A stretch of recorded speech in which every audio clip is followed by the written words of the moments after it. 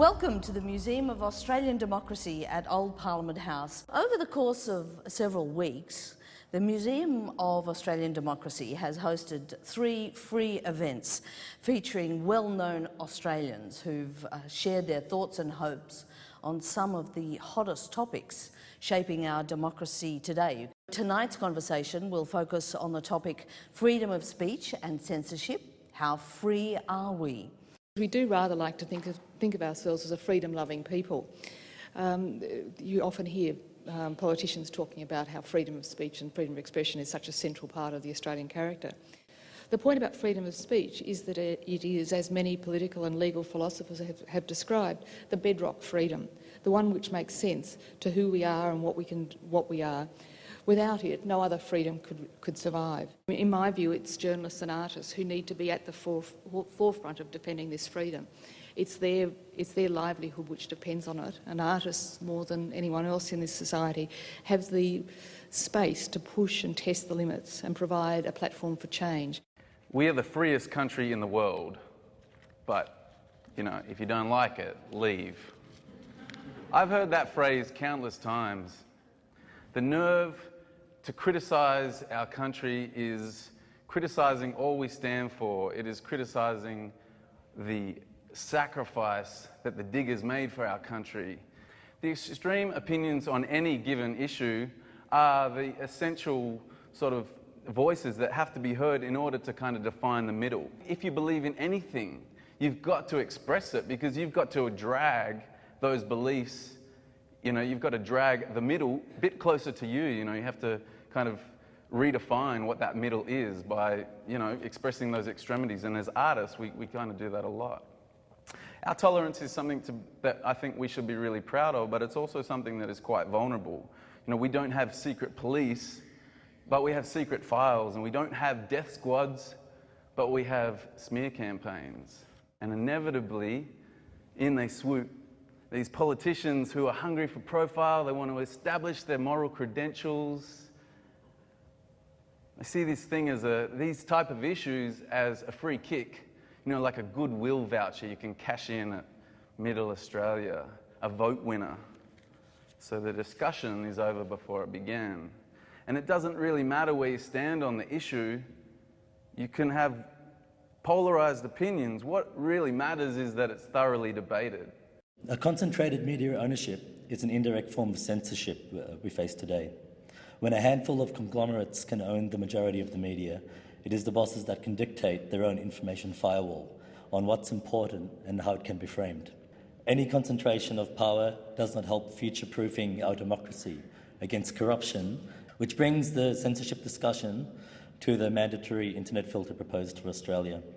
We hear about cyberbullying, identity theft, online child predators. These terms come up in the media. The government understands the fear in the community and is tackling the problem with a mandatory internet filter. Now, while this gives the illusion that this is tackling the risks children face online, it does not address these key concerns that Conroy himself presented when the filter was proposed. The main problems children are facing is containing the human interaction on the internet, and that's something that this filter cannot stop. While the list is to cover child porn, bestiality, it can also cover content deemed illegal.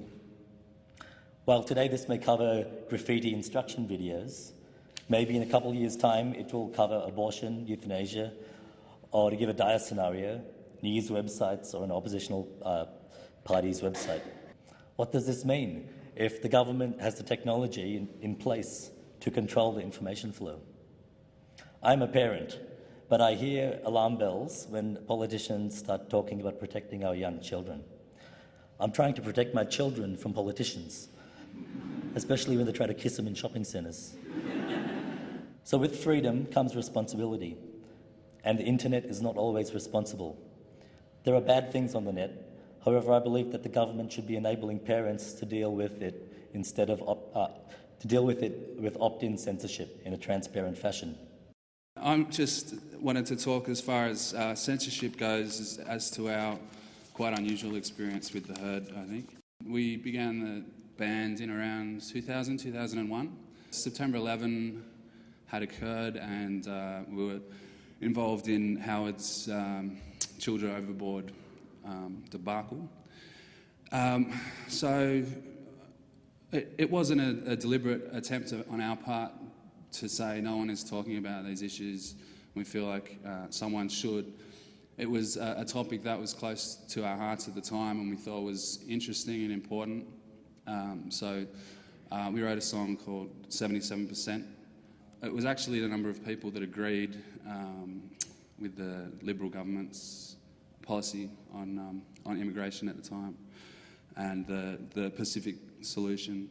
We were expecting to be censored, and we had self-censored ourselves for the benefit of the message, because we thought it's better to get this out there in an edited form and still get the message across. But it seemed to be embraced wholeheartedly by the ABC. That was the environment that we were living in, sort of post-September 11, and self-censorship was very much the rage amongst artists of all forms. As we have been talking about, I think it is the role of artists to push those boundaries and to make people question themselves and occasionally be deliberately inflammatory.